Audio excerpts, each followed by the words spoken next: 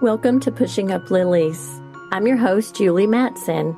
Pushing Up Lilies is a weekly true crime podcast with spine-tingling, unusual, and terrifyingly true stories from my perspective as a forensic death investigator and a sexual assault nurse examiner. Do I have some stories for you? Are you ready? I hope y'all have had an amazing week. We're back here with Pushing Up Lilies, and I had so much fun tonight talking to a group in Louisville about what we do at our office. And I love speaking to groups like that. It's so much fun, especially when they enjoy seeing pictures that not everybody would love to see. I mean, they are very open to hearing about everything that we do and seeing all the pictures that we have. It's the Louisville Police Volunteer Group in Louisville, Texas. I don't know how often they meet, but I had a good group of probably 30 plus people who are all super interested in what we do at the medical examiner's office. And so it's kind of fun to fill them in and to answer the questions and to hear their stories.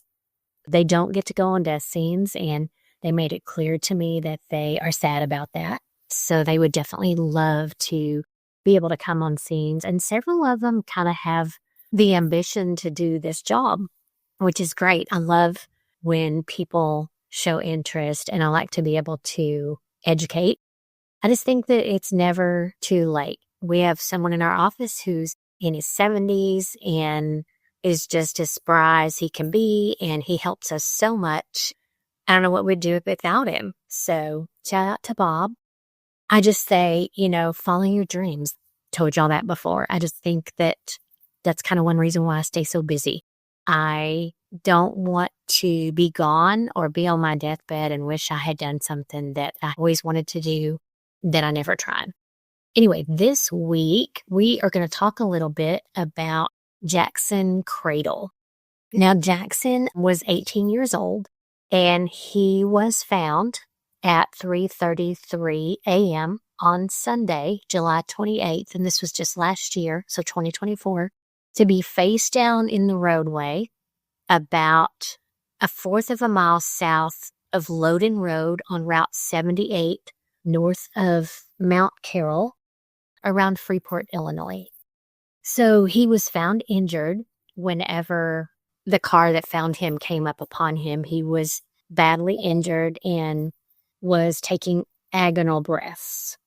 Now, agonal breaths are something that we see a lot when someone is actively dying. It's kind of like a gasping respiration. So it's actually a brainstem reflex, and it occurs when someone isn't getting enough oxygen. A couple came across him, and their names are Amy Hubble and Matthew Herpstreith. Now, Herpstreith was a Carroll County Sheriff's deputy who was off duty at the time. Amy was a dispatcher with the Sheriff's office, obviously also off duty, and also an off-duty EMT. Now, the call came in at about 5:18 a.m., and Coroner Matthew Jones and Deputy Coroner Jake Casey responded, and they arrived at about 5:56. And that's a normal response time anywhere. I think we try to get to places within about an hour, so that's a good normal response time. Now, the body was transported to the Savannah morgue for further inspection and fingerprinting. The couple, when they came across the body, reportedly rolled the body face up to check for signs of life. And Amy was an EMT, and anybody that came across somebody in the middle of the road, I think, would do the same thing. Jackson Kradle, whose date of birth was 6/23/06, his ID was confirmed with comparison of him and Facebook pictures. Now, I can tell you that, and this is what I read online, and this may or may not be true, but in our office, we do not look at a person and look at their Facebook pictures and say, without a shadow of a doubt, that's who this person is. We actually have to have a government-issued ID that looks exactly like the person we're looking at before we will positively say beyond a shadow of a doubt, this is that person. We can't use a school-issued ID. It has to be government-issued, and it has to look like the person that we are going on the scene to see. If it doesn't, it never hurts to bring them in unidentified and have them fingerprinted. We never, ever, ever want to misidentify someone. That would be devastating if you called the wrong person's family to let them know they were deceased. It's happened in the past, not in our office. I'm sure it's happened a lot of times in the past. And so that's why these measures are put into place, is just to prevent that from happening again. I found it odd when I read that they actually ID'd him, and I get it. I mean, it was probably him. But even in situations where someone is in their locked apartment with the same color of hair, if we can't tell by the face that it's the person we think it is, we're still going to have them fingerprinted. I had a car accident one time. The driver and the passenger were both killed. They both had purses in the car. Each purse had 5 driver's licenses in them. I can tell you that none of the driver's licenses belong to either of these 2 women. So if I had just randomly pulled a driver's license out and said, this is who this is, I would have been wrong. And that would have been devastating. Between the 2 of them, they had 10 driver's licenses. So it's crazy to think that, and I don't know what they were up to, but we had to fingerprint them, and they were none of the people whose driver's licenses they had in their purse.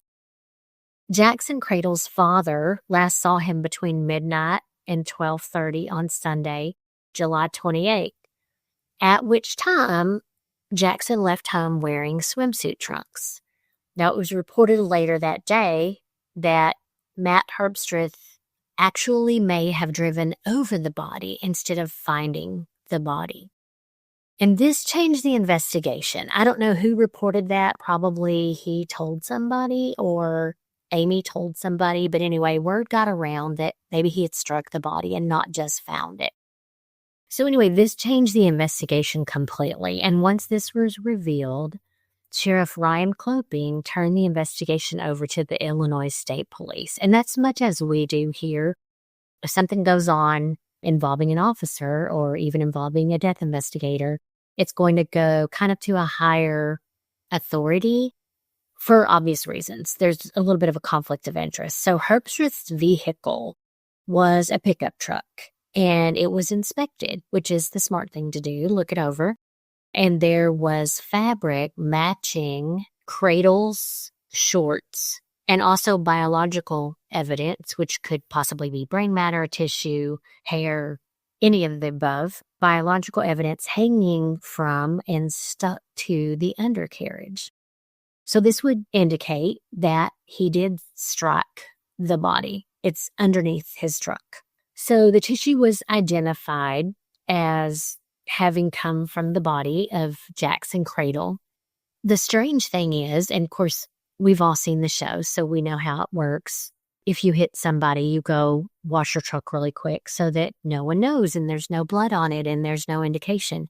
So anyway, the pickup truck had reportedly been washed between the time of the incident and the inspection of the vehicle.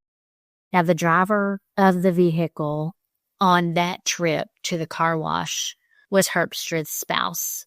And they were seen on the video at the car wash, actually washing the pickup truck. An autopsy was performed by Dr. Mark Peters at the Winnebago County Coroner's Suite in Rockford, again in Illinois. The preliminary report revealed massive injuries to the back, buttocks, and along the skull. And there was also a puncture wound behind the right shoulder. Now, Dr. Peters believes that it's unlikely that another vehicle struck him, and it was unlikely that he was beaten and placed on the highway. And again, in situations like this, they look at every possible case scenario. The cause of death was ruled blunt trauma to the head due to motor vehicle versus pedestrian crash. Now, we have a lot of what we call auto pedestrian accidents here. Some of them turn out to be suicides. There are people who will run out in traffic in an attempt to kill themselves. And many times I think they want it to look like an accident so that maybe life insurance pays more to their family. But many times our textile cameras catch these things and we can actually look back at the video and it's almost like they're waiting to jump into a jump rope. They're kind of waiting for the biggest vehicle. They want the most bang for their buck. And so they're going to wait until that big semi comes out there so that, who wants to survive if you've been hit by a vehicle? I'm sure it would not be the best life ever if you're a quadriplegic and you try to kill yourself and it didn't work, because then you can't try again. So anyway, upon autopsy, Kradle's blood alcohol level was 0.192. Anyone with a blood alcohol level of 0.192 would exhibit diminished motor skills and slow reflex time. So that's normal. We expect that if someone's got a little alcohol in their system. And THC was also detected.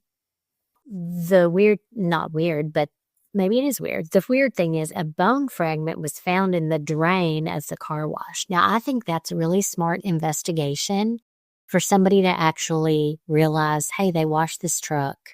Let's look down the drain. And they found a piece of bone. But guess what? It was negative for a match. It was a great idea, though. I think that to look in there was genius. You never know what they would have found, but it was negative for a match. Anyway, with that blood alcohol level, Jackson would have likely exhibited poor judgment, impaired coordination, and slurred speech. Delta-9 THC was present, and the levels indicated that he had recent cannabis use in the previous 1 to 3 hours. Now, THC, especially when you combine it with alcohol, can definitely impair your motor coordination. It can alter your judgment and definitely slow your reaction time, which means that he posed a danger to himself for sure.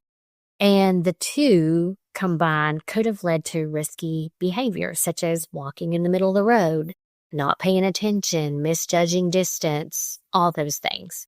Now, Jackson's girlfriend had seen him at 2 a.m. on the morning of the incident. There was no evidence of impact injury, which means that if you're standing and you're struck, you would have injuries to your lower legs, indicating that your legs had been impacted and you had been knocked over. So there was no evidence of that. It was almost obvious upon autopsy, it sounds like, that he had been already on the ground before he was struck. Now, various abrasions on his body indicated that he was dragged, rolled, or moved by the vehicle after impact, which, we know that there was tissue and blood and stuff on the undercarriage of Herpstreith's truck. So it would make sense that his body got stuck on something and was dragged a little bit anyway until he realized that he had hit something.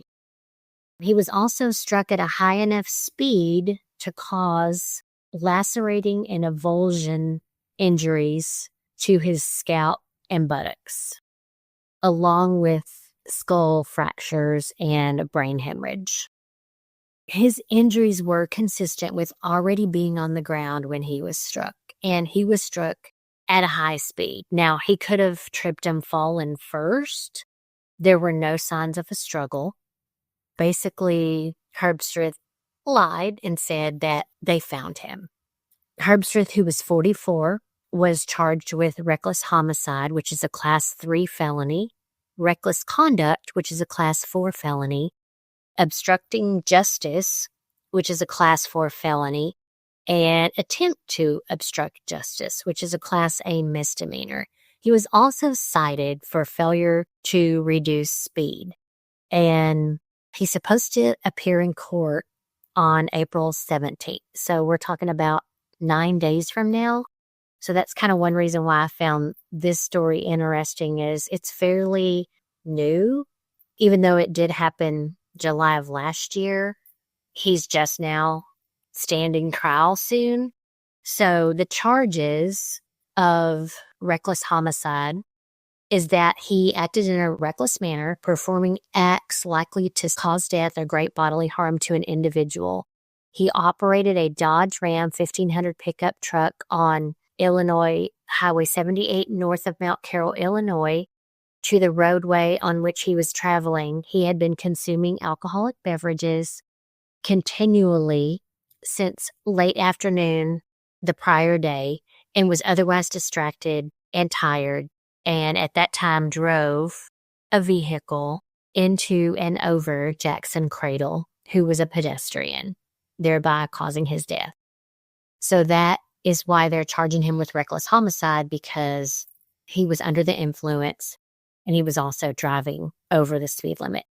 Now, the charge of reckless conduct is that he was acting in a reckless manner, caused great bodily harm to Jackson Kradle in that he was operating a motor vehicle shortly after 3 a.m. and was not keeping a proper lookout, was inattentive to the roadway, and had been consuming alcoholic beverages since late afternoon the prior day, and was distracted and tired and drove over Jackson. Again, he wasn't paying attention, is basically what that says. Now, count 3 is obstructing justice, that he furnished false information to the Carroll County Sheriff's Department saying that Jackson Kradle was found in the middle of the road and he, quote unquote, went around him. And that was a false statement. He kind of told the police, well, I saw him laying there and I went around him and then we stopped to help him. And of course, you know what I always find funny is police know what takes place in an investigation. They know that this is not going to be believable. And I don't know, maybe he was new. Maybe there's a difference between a new officer and a detective. But in this case, he should have known. He wasn't going to be able to hide this. In the 4th count, attempt to obstruct justice, after he drove over Jackson, spray washed the pickup truck at this commercial car wash to try to wash away tissue and fluids and destroy evidence. And so that is the charge, or the reason for the charge, for attempt to obstruct justice. It's kind of crazy. And sometimes I wonder, when stuff like this happens, why don't people just come clean? And of course, we know in this case, he was a sheriff's deputy. He was driving under the influence. He struck a person, probably panicked, and did the first thing that he thought to do, which was try to cover it up, try to make himself look like a hero, like he was trying to save Jackson. It's really sad.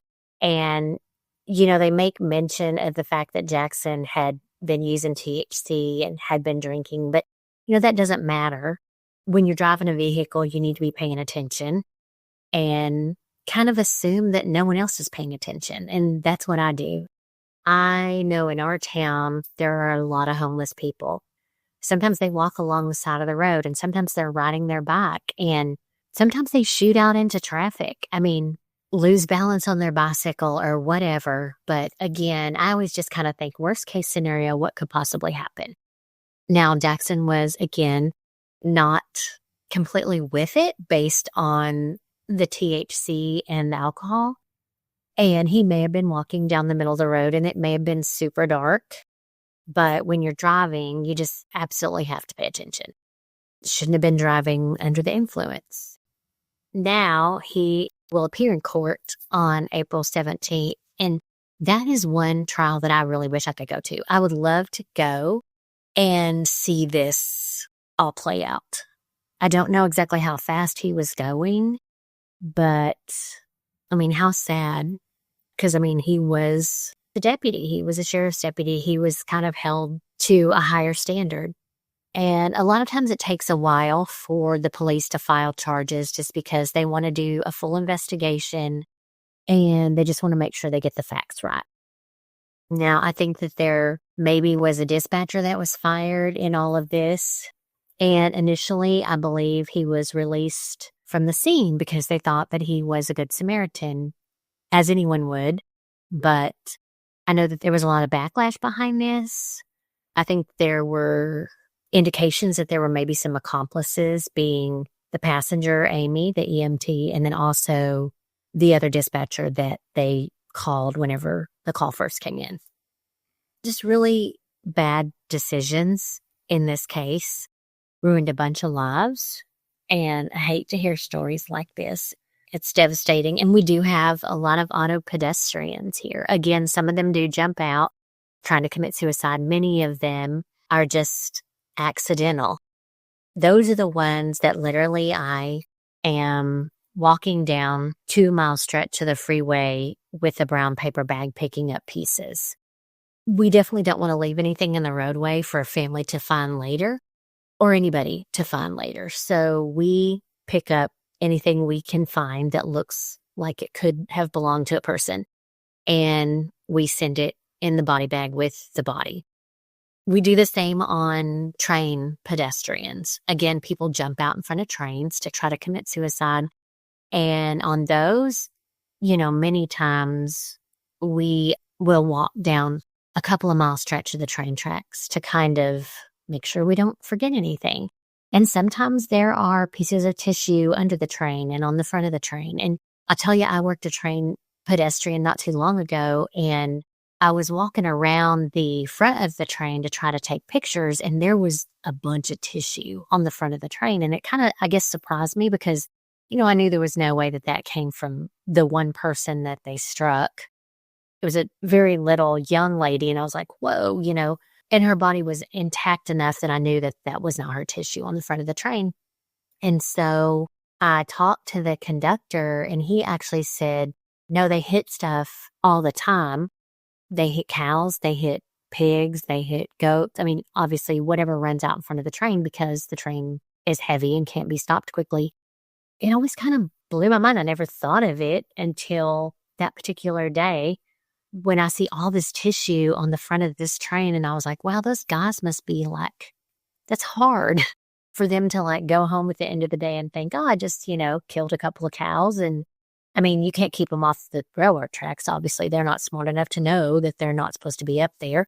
But super sad. And I just remember seeing all the tissue on the front. And of course, I'm not going to pull it all off because who knows what was hers and what was Mildred the cow's, down the road. I don't know. To me, it would be devastating to be a train conductor and hit something and not be able to do anything about it. Now, of course, they do have good cameras on the front of the train. And so when someone does jump out in front of a train, we can actually kind of see how intentional it is when we go back and look at the cameras. We do have pedestrians that are struck all the time. In the class I was teaching earlier, they had asked me a lot about it. The police chief said, yeah, that's why the highway's shut down for a long time. And many times it is. In auto pedestrian, it's not only because we have to take pictures, but because we have to pick up pieces. Some are big and some are small, and we don't want to leave anything. Now later, sometimes the police department will come and hose off the roadway, and we usually ask them to do that just kind of out of courtesy. We don't want to leave a big spot of blood on the road and make everybody wonder what happened. The fire department's very good about hosing off the roadway or trying to help kind of clean up the area and make it look a little more or a little less like something happened, I guess would be the best way to say it. But officers are people too, I guess is what it amounts to. It's a shame that this happened, that the kid was out there wandering and got struck by someone who wasn't paying attention and then tried to cover it up. Whew, busy day kind of at the ME's office, just trying to play catch up from the weekend kind of is what we do. This past weekend wasn't as busy though as it has been. Anyway, next Wednesday on WFAA, which is Channel 8, they have a segment called Poppin' Podcasts on Good Morning Texas, where they talk about local podcasts, and I will be on next Wednesday morning. They did do a write-up about me and the podcast in one of the local papers, the Denton Record Chronicle, and so that is available online to view. Y'all, I'm getting the stuff in for these boxes, and it is crazy. Y'all are going to absolutely love these. Pretty soon our website will be up so that you can actually place orders, but you're going to want these because these are amazing. Like, I'm putting stuff in there that I would want, even with my background. Y'all are going to love the stuff in here. I hope you have a great week, and I look forward to talking to you next week. See y'all soon. Bye. Thank you so much for joining me today on Pushing Up Lilies. If you like this podcast and would like to share with others, please do me a quick favor and leave a review on Apple Podcast. This helps to make the podcast more visible to the public. Thanks again for spending your time with me, and be sure to visit me at pushinguplilies.com for merchandise and past episodes.